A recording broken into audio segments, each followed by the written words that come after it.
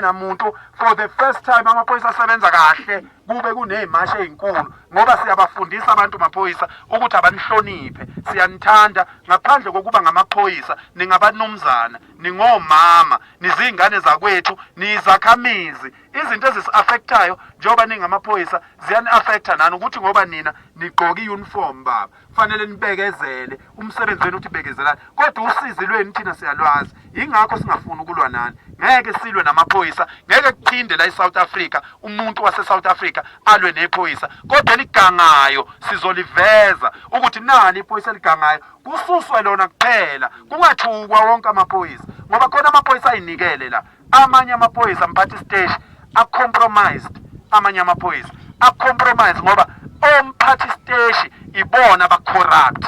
bese amaphoyisa iphoyisa elincane ligcina lesaba ukuthi eyi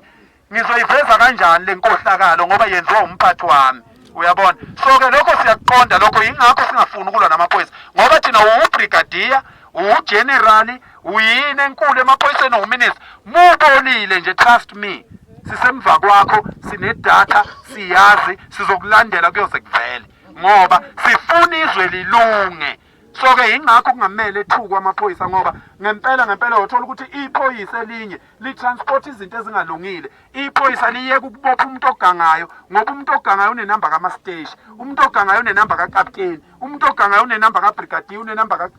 kageneral unenamba kabani so mayethu uyalokhuza uyambopha eganga avele umuntu akhipha ucingo lisathi liyamfasa iphoyisa afonele iphoyisa elidala lifonele leli phoyisa elincane wena ungenza njani ubaba wakho mangabe uthi ukhipha inkomo ensimini ebesethi ubaba wakho yiyeke lezo nkomo ubuyibona zidlumbila umthetho wazi kahle ukuthi inkomo kufanele zibe semasimini kulinyiwe ungaqhubeka uphikisane nobaba wakho asiwazweleni amaphoyisa amaningi asenkingeni amaphoyisa athatha isifungo ayathandaza ayakhulekela lelizwe aphume ekseni every day evalelisile ey'nganeni zawo efuna ukuyosebenza elizwe afika vinjwe ngabaphathi bawo naba lapha kumadlanga commission ubufakazi naba abaphathi bamaphoyisa bevela amagama abudu avela lapha ungenza njani mangabe umuntu omkhulu azabe ngangogeneral kuyena ogangayo lokwenza njani iphoyisa asiyeke nasime ngandawonye so lento yomsindo eniyibona igcwele lapha ezweni akusikhona ukuthi ngoba kunomsindo ngempela yini akusikhona ukuthi ngoba uphakela umthakathi enikezwe imali ubaba umengameli uRamaphosa yingoba uphakela umthakathi wahamba waya kuRamaphosa wafika wathi Ramaphosa uma kuke konakala ezweni cela ubophe mina ngathi ngeke kuze konakale ngeke kuze kwenzeke lutho into ebhlungu kulabo bantu ababede bethi ngiyasangana manginqoma umhlaka-30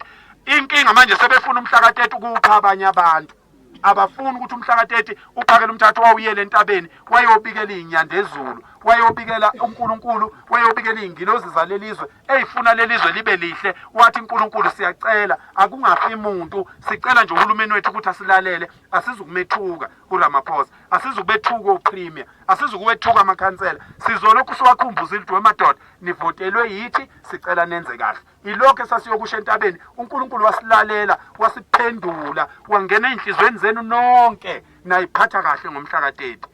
sizokhuza lokho sizokwenza umcimbi-ke esizowubizela lapho esizowubizela khona mhlawumbe sowenza la eGoli amandla mayebe khona kodwa definitely uzoqala eThekwini la sizobiza khona zonke iy'nsizwa ngoba abantu ababezolutha webosisi abantu ababezobulala amabhaklagadi lawa ukuze ningene nithathe ama-pampers amadoda yingakho-ke mina ngihlale ngiqondanisa lamadoda ngoba abantu abanamandla okuqhula iy'qaphe ey'tolo nigcine nani senivele emavidweni senithatha izinto amadoda yingakho-ke mina ngiqondanisa namadoda ngiwancenga amadoda ngiwakhumbuza ukuthi angamadoda ngiwakhumbuza ukuthi awasilwele isithunzi sawo sibuye umsebenzi wethu ukuvikela nina ngithi sizokuvikela kanjani kunguwe ophambili othuka amadoda sizokuvikela kanjani kunguwe ohamba ubiza bonke abantu laba ngezinja ekubeni inja ungakaze uyibone igibela imbuzi wakwayibona inja igibela imbuzi manje mawuthi indoda yinja ubuzela iy'ngane uyizaliswe indoda inja iyayiphinga yini imbuzi ngoba inja iphinga inja phela niyabona isiZulu-ke lesi engisikhulumayo so-ke manje manje asiyekeni lento yongaphesheya nongaphesheya kubantu bepolitiki besifazane abafundiswa ipolitiki abafuna ukuhlala besemandleni emagcekeni babe semandleni emasontweni babe semandleni nasemphakathini. Umuntu wesifazane uvikelwa indoda. Ngakho awukwazi ukuthi ufuna ukuvikelwa kuphinde kube nguwe oyiqhalaqhala uthukana namadoda. Asikuqede ke lokho kongaphesheya ongaphesheya. Asibuye